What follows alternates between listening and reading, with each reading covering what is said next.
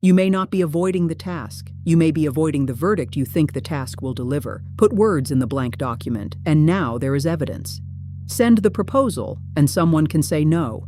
Start the training, and your current ability may become visible. Keep waiting, and for a little while you may postpone the moment of judgment. That is one reason procrastination can feel strangely protective.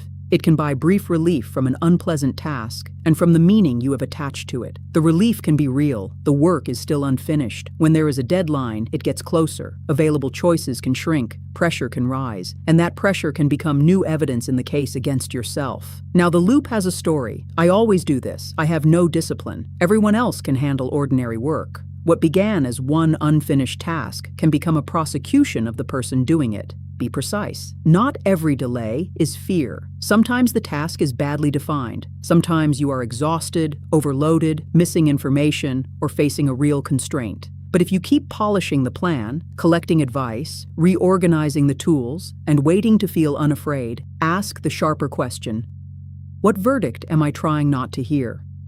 Do not use this idea to bulldoze a real limit. A dangerous task may need refusal. An impossible workload may need renegotiation. Exhaustion may need recovery. Missing knowledge may require help. The useful move is not always push harder. It is to identify whether the barrier is a condition to change, a skill to build, a boundary to set, or an evaluation you are postponing. Maybe it is. This draft is ordinary. This business idea may fail. I may disappoint someone. I may discover that I am a beginner. In that moment, perfectionism can offer more than a promise of excellence. It can offer an alibi. If the work is never finished, a finished result never has to become evidence. Your standards are not always discipline. Sometimes they are a hiding place. The answer is not to insult yourself into motion. Shame can make the task feel even more like a courtroom, and vague encouragement is not enough.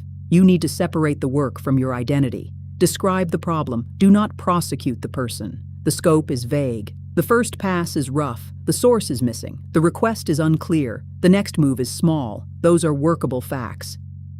I am incapable is not a work instruction. I need to outline 3 sections is.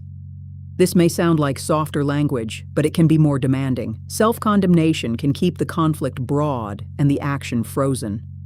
Description brings you back to the specific thing that can change. Then stop negotiating with the entire outcome. You do not need confidence about the finished result. You need a move small enough to produce information. Write the ugly first paragraph.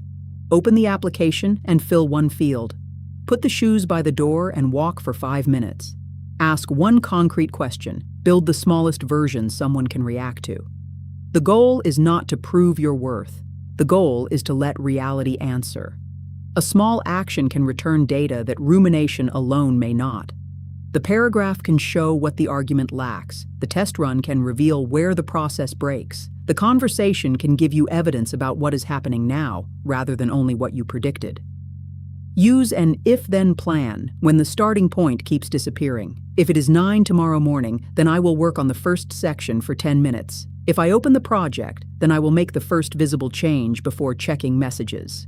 The plan is not magic. It can move part of the decision out of the moment when avoidance is bargaining for more time.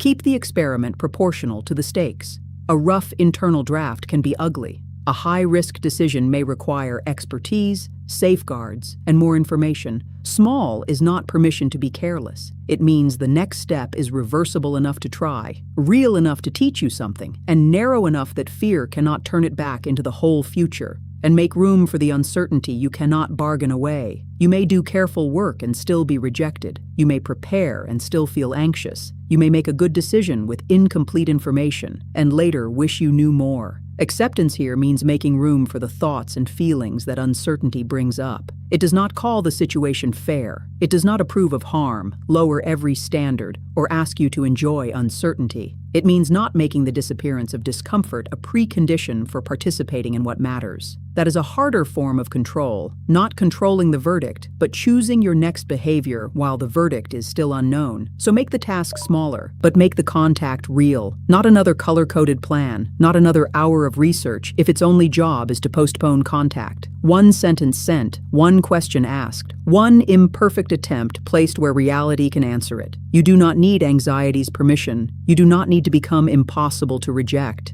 You need one honest move, followed by the next useful fact.